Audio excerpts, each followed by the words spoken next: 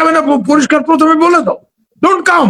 তুমি কি আমার জামাই নাকি, আমার দুলাভাই নাকি? স্যার আসবে না তো আসবে না, but face the consequences, face the consequences. তারপর এসে বললো হাত কষলে আমার ডিজেল লাগে মিয়া, আমার বিদ্যুৎ লাগে মিয়া। তখন ভালো করে বিদ্যুতের ব্যবস্থা করে দেওয়া হবে, তখন জয়েন্ট সেক্রেটারিকে ইন্ডিয়াতে পাঠায় দিবা, আর এদিকে মাস্তানি যে আমি ইন্ডিয়াতে গেলাম না। শোনো, মাস্তানি যদি করো, মাস্তানি করতে be ready for the consequences. তারপরে কিন্তু দণ্ড এবং ধোলাই। শেখ হাসিনা পারলে অগাস্ট মাসেই ঢুকে যেতেন, মানে 200 সাংবাদিক নিয়ে, হ্যাঁ 20টা বিমান নিয়ে ঢুকবো ইত্যাদি, এইসব কথা আপনারাও শুনেছেন, আমিও শুনেছি। ডিসেম্বরে দেশে আসার ঘোষণা, এই দেশে আসার ঘোষণার সাথে নিশ্চয়ই দেশি বিদেশি আন্তর্জাতিক প্রেক্ষাপটের একটা সংযোগ রয়েছে। ভারত, বাংলাদেশ, আমেরিকা, চায়না, এসবের একটা যোগসূত্র নিশ্চয়ই রয়েছে। আমাদের দেশে অনেকে মনে করেন যে ইন্টারন্যাশনাল কমিউনিটির সমন্বয় ছাড়া ওনার দেশে ফেরা সম্ভব কিনা এই প্রশ্ন আছে। সবশেষ তাদের দিক থেকে প্রস্তুতির কি ধরনের খবর আছে, কিরকম প্রস্তুতি চলছে বলে আপনার কাছে খোঁজ আছে, এবং এই আশাটা কি এখনো সেই ডিসেম্বরে আসার প্ল্যানে আছে কিনা? শেখ হাসিনা বলেছেন ঠিকই যে আমি ডিসেম্বরে ঢুকবো, ডিসেম্বরের মধ্যে ঢুকবো। উনি বিভিন্ন সময় অনেকগুলি ইন্টারভিউতে এর মধ্যে দিয়েছেন। আমি লক্ষ্য করলাম যে উনি কোনো জায়গায় বলেছেন সে মানে ডিসেম্বরের মধ্যে ঢুকবো, কোনো জায়গায় বলেছে আমি ডিসেম্বরে ঢুকবো, ডিসেম্বর আমাদের বিজয়ের মাস ইত্যাদি। আমি যারা ওনার সাথে যোগাযোগ রাখছে ভারতীয় কর্মকর্তারা, তাদের কাছে যা শুনলাম যে উনি পারলে অগাস্ট মাসেই ঢুকে যেতেন, কিন্তু সবাই ওনাকে বুঝিয়েছে, ওনার দলের নেতারাও এবং আমাদের যেসব লোকজনের সাথে ওনার যোগাযোগ আছে ভারতবর্ষে, তো ওনার মানে ওনাকে বহিঞ্জি বলে সম্মান করার লোকের অভাব নেই, এবং ওনার সাথে অনেকের যোগাযোগ আছে। তারা সবাই যে সরকারের সাথে যুক্ত তা না, এদের অনেকের সাথে ওনার ব্যক্তিগত সম্পর্ক, অনেক দিনের সম্পর্ক, উনি এদের কথা শোনেন টোনেন। এর মধ্যে অনেক বাঙালি আছে, আবার সবাই বাঙালি নয়, এরকম রয়েছে।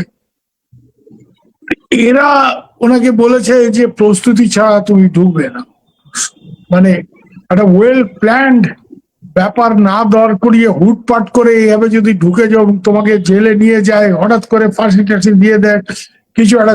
কেন, উনি তো মৃত্যুদণ্ড মাথায় নিয়ে ফিরছেন এবং উনি অ্যাপিলও করতে পারেননি বা করেননি, যে কোনো যেটাই সত্যি হোক না কেন। মানে টেকনিক্যালি তো এই জায়গাতে আইনের দিক থেকে এই জায়গাতে ব্যাপারটা দাঁড়িয়ে আছে। এটা ভারতবর্ষের কোনো দল কেউই চায় না যে শেখ হাসিনা ফিরে গিয়ে ওনার বেনাজির ভুট্টোর অবস্থা হবে, উনি নিহত হবেন হয় কোনো জঙ্গি আক্রমণে, অথবা ওনাকে জোর করে ফাঁসি দিয়ে দেওয়া হবে। এটা কেউ চায় না। তো সবাই ওনাকে এটাই বলেছে যে বাহিনী আফসোস সমাজকে জাগিয়ে, এবারে চিন্তা ভাবনা করে প্ল্যান করে যাও, তার প্রস্তুতি নিয়ে যাও। এখন এই যে আপনি মহাযজ্ঞের কথা বলছেন, যে অনেকেই বলছে, আমি অনেকের কাছে শুনেছি এইসব বিভিন্ন লোকজন। অনেকের আবার আছে কি আওয়ামী লীগের একটা বাহাদুরি করার অনেকের ব্যাপার আছে, আমি একটু ক্রিটিক্যালি বলবো। হ্যাঁ, মানে সবাই নেত্রীকে দেখাবার একটা চেষ্টা যে আমি তার থেকে বেশি ক্ষমতাবান, আমি অনেক ভালো করে কিছু করতে পারবো। এগুলি করতে গিয়ে বিশেষ করে এই লন্ডন টন্ডনে আছে এরকম অনেক লোকজন, যে আমরা মানে 200 সাংবাদিক নিয়ে, হ্যাঁ 20টা বিমান নিয়ে ঢুকবো ইত্যাদি, এইসব কথা আপনারাও শুনেছেন, আমিও শুনেছি। ওনার যারা নেতারা যাবে, আমাকে একজন ভারতীয় গোয়েন্দা বিভাগের খুব সিনিয়র লোক সাম্প্রতিক বাংলাদেশে ঘুরে এসছে, তিনি আমাকে বলেছেন कि बहन जी बोल रहा है 1000 आदमी लेके चला जाएगा, सब সিনিয়র নেতাদের নিয়ে উনি যাবেন। তো এটা কি আওয়ামী লীগকে ঘুরে দাঁড়ানোর একটা আন্দোলন, না এটা গান্ধীজির জেল ভরা আন্দোলন হচ্ছে? বহিনজি কি সব নিজের সিনিয়র লিডার নিয়ে করে সোজা জেলে ঢুকে যাবে? তো তাহলে এটা লাভ কি? তাহলে আওয়ামী লীগ আন্দোলন, আওয়ামী লীগের রাজনৈতিক কর্মকাণ্ড কে পরিচালনা করবে? ইতিমধ্যে অনেক সিনিয়র লিডার জেলে আছে, তাদের অনেকের অবস্থা কিরকম তাও আমরা জানি। আবু এর মতো লোকজন জেলে আছে যাদের প্রচুর বয়স। এত আজকের লোক না, 71-এর সব এক একজন মানে বিরাট ফিগার। আমির হোসেন, আবু টাবু, এই টাইপের লোকজন যারা পুরোনোদের মধ্যে তো আমু ভাইয়ের কথাই প্রথম আসে, কারণ সুরঞ্জিত দাও নেই, তোফাইল সাহেবও চলে গেলেন, হ্যাঁ রাজ্জাক ভাইও চলে গেছেন আগেই। তো যাই হোক, আর আগের যারা তারা তো সব আগেই নিহত হয়েছেন, 4 নেতাটা। তো যাই হোক, আমি যেটা বলার চেষ্টা করছি যে এখন বাকি যারা 2-4-5 জন সিনিয়র লিডার এখানে বসে আছে, এই নানক ভাইদের মতো, জাহাঙ্গীর কবির নানক, এরা সবাই যদি ওনার সাথে যারা গিয়ে জেলে ঢোকে, তো কি মানে মহাভারত হাসিল করবেন শেখ হাসিনা, সেটা তো আমি বুঝতে পারছি না। What is a real plan? এবং এটা আমাদেরও অনেক লোকজন যথেষ্ট কনফিউজড যে কি ব্যাপারটা কি দাঁড়াচ্ছে। এই যে লোকজন যাবে, হ্যাঁ, এটা একটা অনেকের ধারণা হতে পারে যে উনি ওখানে নামলে দেশের মধ্যে সাধারণ মানুষের মধ্যে খুব ক্ষোভ আছে, একটা গণবিস্ফোরণ হয়ে যেতে পারে। দেখুন ভাই, গণবিস্ফোরণ, মানুষের যতই রাগ থাক, যাই থাক, গোসা থাক, এটা সংগঠনের একটা ব্যাপার আছে, নেতৃত্বের একটা ব্যাপার আছে, যেটাকে আমি বলবো এক কথায় ইংরেজিতে বলতে গেলে, বাংলা সমতুল্য শব্দ খুঁজতে আমার একটু চিন্তা করতে হবে, মেকানিক্স অফ মোবিলাইজেশন। এই যে রাজনৈতিক কর্মকাণ্ড করার জন্য যে প্রস্তুতি, প্রাক প্রস্তুতি, এই ব্যাপারটা কতটা কি চিন্তা ভাবনা করে সঠিকভাবে কোন রকম মানে প্ল্যান, কোন রকম নির্দিষ্ট চিন্তা ভাবনা কি করা হয়েছে, নাকি আমি গেলাম জেলে ঢুকে গেলাম, কোনো কাজ হবে এতে? এটা how to be worked out, এটা নিয়ে যথেষ্ট হোমওয়ার্ক লোকজন করেছে কিনা। আমার এখানে কিছুক্ষণ আগে ছাগল নাইয়ার এক বড় নেতা এসে বসেছিল, সে বলছে সেদিন শেখ সেলিমের বাড়িতে বিরাট বৈঠক হয়েছে, লোকজন আকাশ কুসুম বড় বড় অনেক কথা বলছে। এই লোক এই প্রশ্ন করেছে, এখানে তৃণমূল স্তরের নেতা, যে ওখানে কি আমরা কি করব, কেমনে কি করব, আন্দোলনটা করুন, যে আগের থেকে গিয়ে কোনখানে জায়গা নিব, কেমনে, কেন এরা মেটিকুলাস ডিজাইনের যে মুভমেন্ট ইউনূস সাহেব যেটাকে বলেছেন, এগুলো অনেকদিন ধরে প্ল্যানিং হয়েছে। এবং আওয়ামী লীগের সরকার ঘুমিয়েছিল, আওয়ামী লীগের আমলে যে গোয়েন্দা ব্যবস্থা বাংলাদেশের, তারাও ঘুমিয়েছিল, তারা কেউ কিছু জানতো না, এরা আস্তে ধীরে সবটা হবে। আর এখানে জানান দিয়ে হুম হাম করে মহাযজ্ঞ করতে যাচ্ছে, তো মহাযজ্ঞ করতে গিয়ে মানে আগের থেকে আপনি মানে অপোনেন্টকে অ্যালার্ট করছেন। আপনার যে সরকার ওখানে আছে বা যারা অন্য আওয়ামী বিরোধী শক্তিরা আছে, প্রথম কথা হচ্ছে আওয়ামী লীগ হুম হাম করে দেশে ঢুকছে। এইবার দেখবেন সবাই, যাদের নিজেদের মধ্যে এনসিপি, জামাত, এনসিপির সাথে বিএনপি অনেক গন্ডগোল, কিন্তু এখন সব এক হয়ে যাবে, সব এক হয়ে যাবে, এরা আসতেছে, এদের আটকাও, নাইলে ভেজাল আছে। তো এই জায়গাতে অনেক প্রশ্ন কিন্তু আছে। এই মহাযজ্ঞ যেটা বলছেন, এটা হতে পারে এই বিরাট প্ল্যান, অনেকে অনেক কথা বলছেন, আমি জানি। ওই কি নাম, সিলেটের যে ছিলেন, মেয়র সাহেব ছিলেন, আনোয়ার সাহেব, 20টা বিমান নিয়ে আমরা এখান থেকে রওনা। হুঙ্কার দেওয়া খুব সোজা মশাই, কিন্তু অন গ্রাউন্ড, আমি মিলিটারি এক্সপোজার আমার আছে, তো ওই যত প্ল্যানিং এ আপনি করেন, আপনার যদি লজিস্টিক্স ভুলভাল হয়, যে উদার মে ফৌজ জায়গা খানা কেসে পৌঁছেগা, ওইটা যদি ওয়ার্কআউট না করে থাকেন, বিপদ আছে। আমি যুদ্ধ হেরেছি, তাই জন্য I know Awami League wants to do something big. Awami League একটা বিরাট কিছু করতে চাইছে বড় স্কেলে, তার জন্য কতটা প্ল্যানিং হয়েছে সঠিকভাবে, এবং দেশে ভেতরে যারা রয়েছে আওয়ামী লীগের একটা বিরাট সংখ্যক লোক রয়েছে, বাইরে আর কজন আছে। তো এইটা এই দেশের ভেতরে, দেশের বাইরে, জেলের মধ্যে যারা আছে, এই সব মিলিয়ে ব্যাপারটা দাঁড় করাতে হবে। It's a very difficult organisational challenge. আমি এইটুকু বুঝতে, মানে সাংগঠনিক দিক থেকে এটা একটা বিরাট বড় চ্যালেঞ্জ বলে আমি মনে করি। আওয়ামী লীগ অবশ্য ইতিপূর্বে অনেক কিছু ঘটিয়েছে, খুব বেকায়দা অবস্থা থেকে আওয়ামী লীগ ঘুরে দাঁড়িয়েছে, সেগুলি আমরা জানি। কিন্তু এই ধরনের অত্যাচার, নিপীড়নের শিকার এর আগে আওয়ামী লীগ হয়েছে, এমনকি জিয়া এরশাদের সময়, আমার মনে হয় না সেটা সত্যি। এই ইউনূসের আমলে যেভাবে বাংলাদেশ একটা প্রতিহিংসার রাষ্ট্রে পরিণত হয়েছে, এবং যেভাবে একেবারে আওয়ামী লীগকে শেষ করে দিতে হবে এগিয়েছে, এবং এখনো তো আওয়ামী লীগ ব্যান ইত্যাদি, মানে এখন আপনি চিন্তা করে দেখুন ভাই, আওয়ামী লীগ ব্যান, আপনি আওয়ামী লীগের মেম্বার হলেই তো আপনি গ্রেপ্তার হতে পারেন। আপনি যে একটা রাস্তায় গিয়ে গন্ডগোল করলেন তার জন্য গ্রেপ্তার হচ্ছেন তা তো না। Because you belong to an unlawful organisation, you can be arrested. ফলে এই জায়গাতে, আর আমি জানি যে বঙ্গবন্ধুর হত্যার পরেও আওয়ামী লীগকে ব্যান হয়েছিল। জিয়া সাহেব এর আমলে আওয়ামী লীগকে ধর পাকড় সবই বুঝলাম, কিন্তু তখনও আওয়ামী লীগ তো ব্যান হয়নি। কিছু আওয়ামী লীগের লোক দেশ ছেড়ে পালিয়ে ভারতে, যেমন কাদের সিদ্দিকী টিদ্দিকির মতো লোকজন, যারা বীর মুক্তিযোদ্ধা, তারাই পারে এসেছিলেন, কিন্তু অনেকেই দেশে ছিলেন এবং দেশে তারা মুক্তিযোদ্ধা বলেই তাকে জেলে ঢোকানো হবে, তাকে গলায় জুতোর মালা পরানো, এই পরিস্থিতি হয়। ইউনূস যেটা করেছে, মুক্তিযুদ্ধের নামও নিশান, শুধু আওয়ামী লীগ না, মুক্তিযুদ্ধের নাম নিশান ঐতিহ্য সব মুছে ফেলার জন্য যা করা লাগে, whatever it takes, he has done. He is the enemy of the Bengali people, he has two.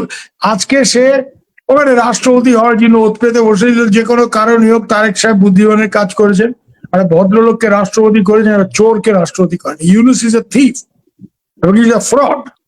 আমি দায়িত্ব নিয়ে বলছি, কে হরিদাস পাল, ডক্টর ইউনূসের সালা ভ্যান্ডের বেল্ট এখন হরিদাস পাল ইউনিভার্সিটি, আরে মশা আমরা অক্সফোর্ড টক্সফোর্ড গেছি, এসব ভ্যান্ডের বেল্ট 5 টাকা দিয়ে জমা দেয়। তো যাই হোক, এই যে অবস্থাটা করেছে দেশের মধ্যে, এবং প্রতিহিংসার রাজ্য। আজকে আপনি জানেন যে চাঁদপুরে কি হয়েছে, আপনি নিশ্চয়ই খবর রাখেন, একদম পুরো ফ্যামিলি স্বর্ণ ব্যবসায়ী হাওয়া। কি হলো আপনার রংপুরে? তো আইন শৃঙ্খলা বলতো দেশে কিছু নেই। হ্যাঁ, মানে মোটামুটি অবস্থাটা হচ্ছে, আমি খুব আমার কাঁচা কুমিল্লার ভাষায় বলি, সে মাঝি আছে, যাত্রীও আছে, নৌকাও আছে, বৈঠাটা পানিতে পড়ে গেছে। তো এই নৌকা এখন ভাসতে ভাসতে কোন দিকে যায় আল্লাহ জানে। This is the condition of Bangladesh, তাই তো? এই জায়গাতে দাঁড়িয়ে আজকে আপনার তারেক সাহেব মানে বেছে বেছে যত সব উল্টো পাল্টা লোক উনি নিয়ে সরকার করছেন। উনি নিজেও, যাই হোক আমি মন্তব্য করতে চাই, হুমায়ুন কবির মানে his foreign minister is a US national, number 2 man deputy foreign minister is a British national. এরা বাংলাদেশের স্বার্থ দেখবে না সাহেবদের স্বার্থ দেখবে? আপনি বলুন তো, আপনি কিছু বলতে চাইছেন মনে হয়? হ্যাঁ বলুন। একটু যোগ করি, আমাদের আরেকটা সাবজেক্ট ওটা রিলেট করবে আপনার এখনকার কথার সঙ্গে, যে তারেক রহমান বাংলাদেশের প্রধানমন্ত্রী, ওনার ভারত সফরের যে কথাবার্তাগুলো রয়েছে আর কি, সেই প্রেক্ষাপটে দেখলাম বিনা স্বীকৃতি সাবেক রাষ্ট্রদূত বাংলাদেশে, উনি আজকে খুব আফসোস করে বললেন যে ভারতকে যেভাবে অপমান করা হয়েছে এটা অনেক দূর গড়িয়ে গেছে। উনি কি বলতে চেয়েছেন আসলে? না, বিনার সাথে আমার নিয়মিত যোগাযোগ হয়, উনিও আমাদের বইনজি সিনিয়র মানুষ, আমাকে খুবই পছন্দ করেন। উনি যখন থেকে রাষ্ট্রদূত তখন থেকে আমার সাথে সম্পর্ক, এবং বাংলাদেশ নিয়ে উনি কিছু লিখলে বা কোথাও কোনো বক্তব্য রাখতে গেলে তার আগে আমার সাথে খুব কম করে ঘন্টা খানেক টেলিফোনে আলোচনা করেন। বিনা স্বীকৃতির মোটামুটি এখনো একটা চেষ্টা আছে। উনি আমাদের অনেক অন্য অ্যাম্বাসেডর, তো আমি যখন ওখানে ছিলাম ওইভাবে না, উনি লেটেস্টটা খবর নেওয়ার চেষ্টা করেন। তো উনি যেটা বলছেন, উনি কিন্তু বেগম জিয়া যখন প্রধানমন্ত্রী, তারেক রহমান যখন ফুল ফর্মে হাওয়া ভবন করছেন সেই সময় কিন্তু উনি আমাদের রাষ্ট্রদূত ছিলেন। ওই সময় কিন্তু তারেক রহমান তখন কিচ্ছু না, he was nothing in the party, was nothing in government, কিন্তু তাকে খুব সমাদর করে দিল্লিতে আনা হয়েছিল। তারপরে রেজাল্টে কি হয়েছিল? এই হাওয়া ভবন, এই তারেক রহমান, তার সাঙ্গপাঙ্গ লুৎফুজ্জামান বাবর টাবররা, হ্যাঁ, যারা অত্যন্ত ভারত বিদ্বেষী বলে পরিচিত, তারা কিন্তু এই 10 ট্রাক অস্ত্র আনার প্ল্যান করেছে। সেটা কেন ধরা খাইছে ওইটা আমি আপনাকে পরে, ডিফারেন্ট স্টোরি অল টুগেদার। আমাদের একটা অপারেশন ছিল, যাই হোক, একটা false flag operation, but anyway point is, যাকে এনে এত খাতির টাতির করালো, তারপরে সে হাওয়া ভবনে বসে এইসব চক্রান্ত করছে যে এই অস্ত্র আসবে বাংলাদেশের জেহাদিদের জন্য এবং ভারতের বিচ্ছিন্নতাবাদী আলফার জন্য। এইবারও তারেক সাহেবের সাথে যথেষ্ট ভালো সম্পর্ক করা, মানে যে অভিযোগটা ভারতের বিরুদ্ধে আসে যে ভারত সব বাংলাদেশে এক ঝুড়িতে ডিম রাখে, অর্থাৎ আওয়ামী লীগ ছাড়া ভারত কাউকে চেনে না, রং। যেমন বাজপেয়ী সরকার বেগম জিয়ার সরকারের সাথে ভালো সম্পর্ক করার চেষ্টা করতে গিয়ে ব্যর্থ হয়েছেন, হ্যাঁ, এই 10 ট্রাক অস্ত্র এসে ভারতের ঘুম ভেঙেছে যে ভারতের সত্যি আওয়ামী লীগের বাইরে এতে কোনো বন্ধু নেই। আমি এই কথাটা সবসময় বলি, দিল্লির আমার অনেকে শর্মাজি ভারমাজি এরা নেই एक बास्केट में सब अंडा रखना ठीक नहीं है। আরে ভাই, বাংলাদেশ में एक ही बास्केट है। আওয়ামী লীগের বাইরে আমার কোনো বন্ধু নেই, এটা আমি জানি। এগুলি এখন দিল্লির লোকজন নানা রকম কথা বলে, এরা বাংলাদেশকে বোঝেনি। শেখ হাসিনা, খালেদা জিয়া, এরপরে আরেকটা নেতা নেত্রীর নাম বলতে পারলেন, দেখবেন হাওয়া। বিনা স্বীকৃতি না, বিনা স্বীকৃতি যথেষ্ট খোঁজ খবর এখনো রাখেন, ওনার একটা চেষ্টা। বিনা স্বীকৃতি যেটা বলেছেন, আমি সর্বান্তকরণে ওনার বক্তব্য সমর্থন করি। ব্যাপারটা অনেক দূর গড়িয়ে গেছে। কেন জানেন ভাই, এখানে যদি তারেক রহমান প্রথমেই বলে দিত না, I will not go to India now, no problem, উনি ভারতকে ল্যাজে খেলিয়েছেন। ল্যাজে খেলানো বোঝেন তো, যে এই যাচ্ছি যাবো, তবে এই বাট এই কন্ডিশন।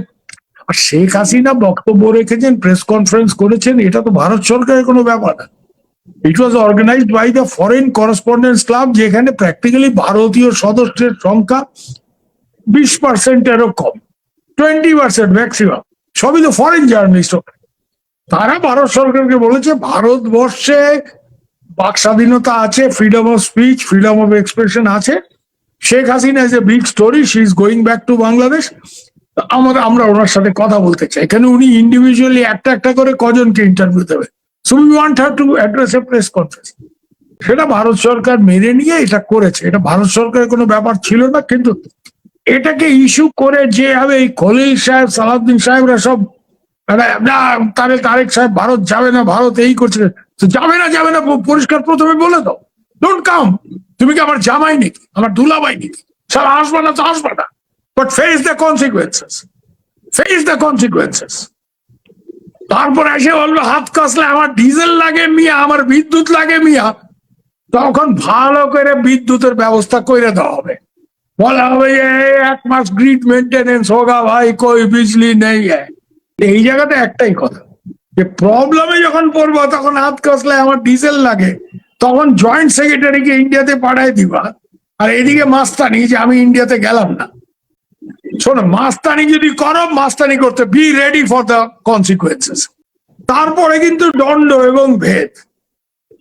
তার মানে ধোলাই আর ওই যে চাণক্য বলে গেছিল ভেদ সর্বোত্তম।